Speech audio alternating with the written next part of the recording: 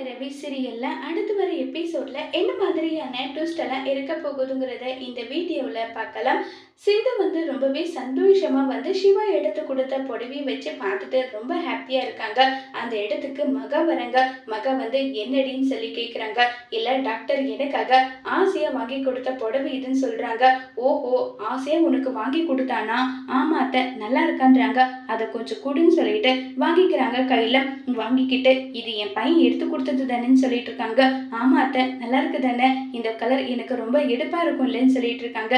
இந்த கலர் உனக்கு எடுப்பா இருக்கும், ஆனா என் சிவா உனக்கு வாங்கி கொடுத்ததை மட்டும்தான் என்னால ஏத்துக்க முடியலன்னு சொல்லிட்டு அந்த புடவை கீழே கிழிச்சு போட்டு நெருப்பு வச்சிடுறாங்க.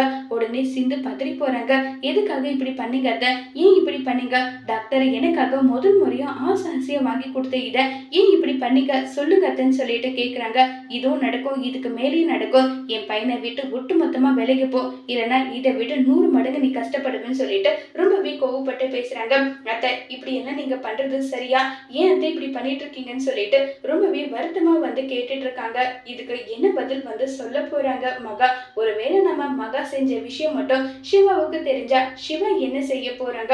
மகாவுக்கு சரியான பதிலடி சிவா கொடுப்பாங்களா இல்லையாங்கிறத வரப்போற எபிசோட்ல வெயிட் பண்ணி பார்க்கலாம். தேங்க்யூ.